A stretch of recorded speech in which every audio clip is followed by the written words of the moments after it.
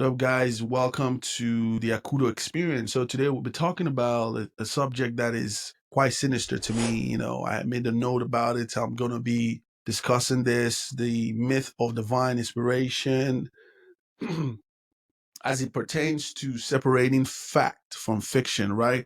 So we're going to be talking about busting common misconceptions that surround divine inspiration. That's one of them. Two, we're going to be exploring the psychological and I would say neurological underpinnings or experiences of creativity. And I'm going to be highlighting the role of a person's belief system and how it's shaping their experiences, right? So let's go straight to the first one, that when we're busting common misconceptions that have to do with your experiences and divine inspiration per se, right? But let's take a picture of this. A painter is in a dimly lit studio. Just imagine that.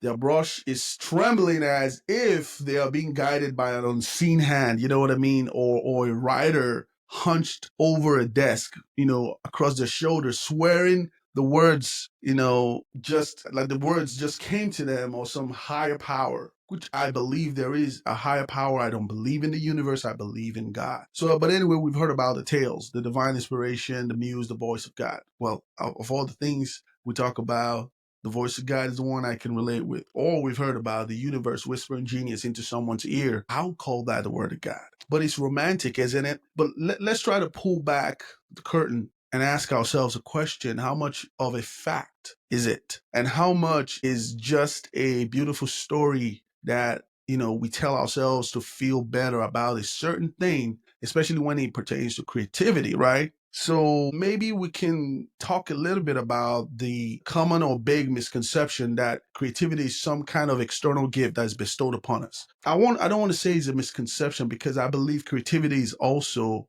bestowed upon us. But people love to imagine someone like Mozart hearing symphonies from the heavens, and Michelangelo chiseling the sculpt the thing about David that he's sculpting, because he claims an angel told him to, is not impossible. But if we dig into the history, and you find sweat, not seraphim. So Mozart was a child prodigy, sure, but he was also drilled relentlessly by his father. So it took years of practice, not bolt from the blue, And Michelangelo, he studied corpses in secret to master the anatomy, the risking plague, and punishment. Isn't that crazy though? So there was physical work done. So divine inspiration sounds nice, which there is divine inspiration because life is spiritual. However, the evidence also points to grind and a mixture of grace. So when we tackle the flip side, the idea that if it's not divine, it's something less special. That's something that we need to pay attention to. So people cling to the myth because it somewhat elevates the artist to be the chosen one, the vessel for something bigger. But isn't it more awe-inspiring that a messy, flawed human brain can cook up Hamlet or a Sistine Chapel without some kind of cosmic cheat code? Now, again, I keep emphasizing that life is spiritual and God has a role to play in all this. However, there is a work man has to play as well. You could bring in the modern examples, like someone thinking about a writer or songwriter like Taylor Swift, who is open to, she's open to miming her life lyrics. She's not waiting for a muse, which I feel like there is some. But bust the myth wide open, right? Inspiration isn't always a lightning strike. It could be a muscle that we flex over time when we practice. So I'd like you to think about the talents that you know in life and know that, yes, there could be an inspiration from the divine, but there could also be a level of practice that they have undergone to help them fine tune the gift, fine tune that level of creativity that they garner. You know what I mean? So the second thing that I've been also wanting us to shed a little light on is when we explore the psychological and neurological experiences of creativity, or underpinnings, I would say, for lack of a better term. when we get under the hood of the human mind, because we know that the battle of life happens in the mind. But when we get under the hood of the human mind, because if it's not angels and muses, what is driving this stuff called creativity? This is where some people can geek out a little, but to keep it realistic or relatable, like, explaining to a buddy of yours over coffee. Creativity isn't magic. Just like, I believe in God. God is not a magician, right? Creativity could sound like a cocktail of psychology, a cocktail of neurology, or a dash of chaos. Because when you see someone so good at their work, you can't imagine but think the essence is beyond human intervention. But kick off with the brain itself. Scientists have pinned down how creative, I would say, light happen to a prefrontal cortex, and that part handles problems, how God created us to handle problems.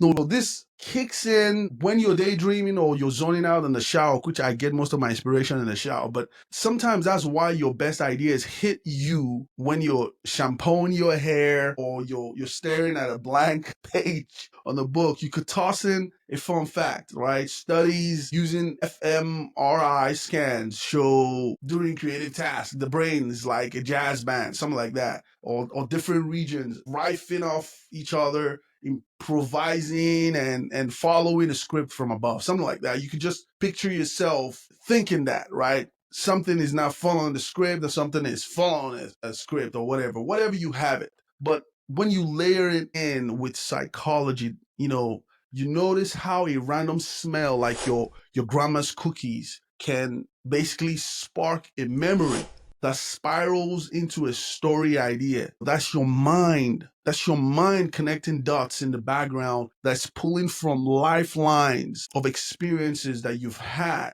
So experiences, your background, and of course your gifts determine a lot when it comes to creativity. So anyway, psychologists call it incubation.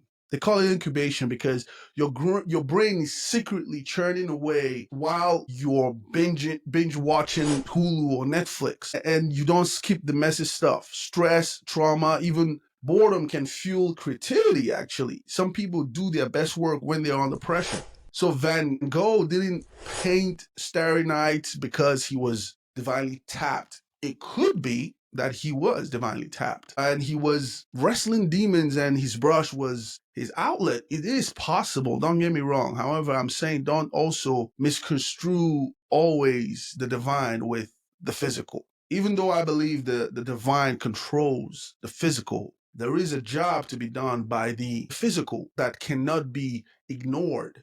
When God created the earth, he told man to take dominion of it. So taking dominion means being in charge of it, controlling it. So that brings us again back to what I'm saying about the psychology or the neurology of the mind when it comes to creativity. The other aspect that I want to touch on, even though I'm rambling, I hope I'm making more sense to someone out there, is when we're highlighting the role of personal belief systems in shaping in one's experiences. Now, here's where it kind of gets juicy, right? Divine inspiration isn't real, which it is real. Why do many people swear by it? Well, it's always about what we believe, but not everything you claim to believe or not believe is true, right? It's always based on truth. It has to be based on truth. So our segment today is your chance to kind of lean into the human heart, how our personal lenses color everything that you deal with, even the stories we tell. It starts with a question,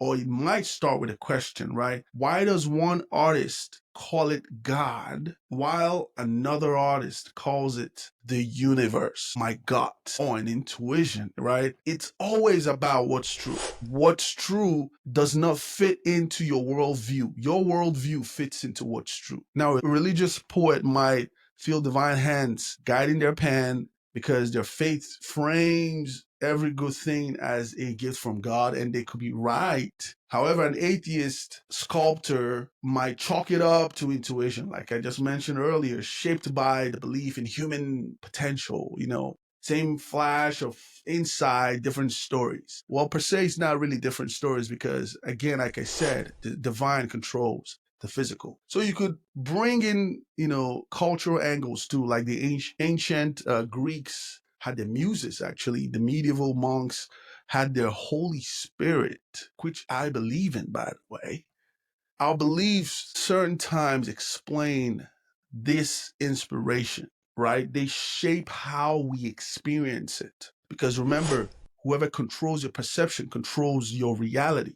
So studies that show people who think creatively, come from the outside to themselves, to the inside, like a divine spark, these often feel more confident tackling big projects. Those people that have those kind of mind is like a placebo effect on art or music.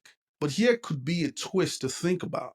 Those who see it as eternal, hard-earned skill, they tend to push through failure better. This is true though, because you see people in the church that might have a skill, but they believe so much on the spiritual that they don't act on the physical. They believe so much on the divine that they don't act on the physical. It's good to believe in the divine, which it is real, but it's also good to understand that there is a role to play in the physical. After you've believed in the divine, most billionaires that we have today don't even believe in the divine. They might not believe openly in the divine, but they work physically to get things done. And some people in the church, which I admonish them to stop, they believe so much in the divine that they fail to implement what they already know will change their lives. So anyway, I had to ramble a little bit today, guys, on this myth about inspiration and creativity as it relates to us humans. I hope you learned something from it. If you disagree or agree, I'd like you to